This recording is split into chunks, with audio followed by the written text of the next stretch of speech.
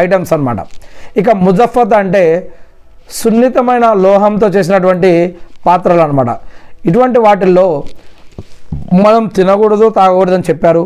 మరి ఎందుకు తినకూడదు ఎందుకు తాగకూడదో అల్లాహ్ ఆలం. మరి మీకు కనుక ఏమైనా తెలిస్తే అల్హమ్దులిల్లాహ్ మీరు కూడా ఇతరులకు తెలియజేయవచ్చు. కానీ నేను ఇక్కడ హదీసులో ఉన్న విషయాన్ని మాత్రం ఇక్కడ తెలియజేస్తూ ఉన్నాను.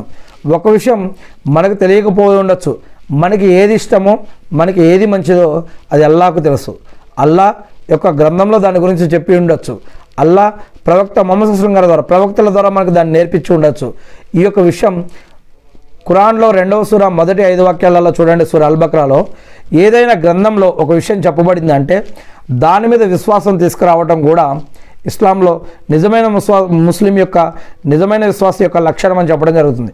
ఒక విషయం గ్రంథంలో చెప్పబడింది అంటే ఇది నా సృష్టికర్త దేవుడైనటువంటి అల్లాహ్ తరపున అవతరించింది, దీనిని నమ్మాలి, విశ్వసించాలి, దీని ప్రకారం నేను ఆచరించాలి, దీని మీద నేను విశ్వాసం కలిగి ఉండాలి అని ఈ యొక్క ఆలోచన కూడా ఏదైతే ఉందో ఇది విశ్వాసంలో ఈమాన్లో విశ్వాసంలో ముస్లింలలో భాగంగా ముత్తకీన్ యొక్క భాగంగా చెప్పడం జరుగుతూ ఉంది.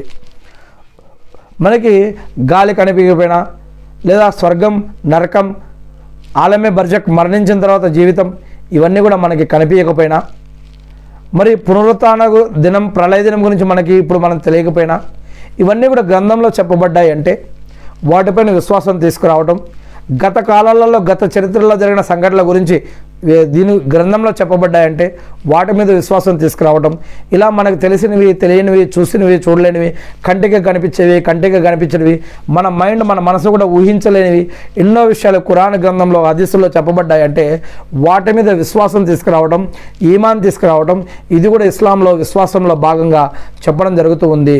అల్హమ్దులిల్లాహ్. మరి వీరే నిజమైన విశ్వాసులుగా కూడా అనేక విషయాల్లో చెప్పడం జరుగుతూ ఉంది. ఇంతేకాకుండా శాపనార్థాలు పెట్టకూడదని, శాపనార్థాలు పెడితే కనుక ఎక్కువ బూతులు తిడుతూ శాపనార్థాలు కనుక పెడుతూ ఉంటే ప్రళయ దినం రోజు అటువంటి వారు వసీలా చేయడం కోసం పనికిరారని చెప్పడం జరుగుతుంది అనేక హదీసుల్లో. అందుకే శాపనార్థాలు పెట్టకుండా దూరంగా ఉండాలి.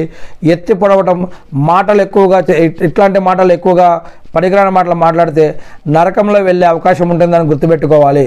మరియు భర్తల పట్ల అవిధేయత చూపించవద్దు. వారు ఎంతో కష్టపడతారు. వారు జ్వరం ఉన్నా కష్టాలున్నా నష్టాలున్నా బాధలున్నా ఇబ్బందులున్నా భార్యకు తెలియకూడదని పిల్లలకు తెలియకూడదని వారు ఎన్నో కష్టాలను నష్టాలను బాధలని మనసులో దాచుకొని వారు ఏదో ఒకటి సంపాదించి తీసుకొచ్చి భార్య పిల్లలకు పెట్టాలని ప్రయత్నిస్తూ ఉంటారు. మరి అల్హమ్దులిల్లాహ్ మరి దీనిని అర్థం చేసుకొని మరి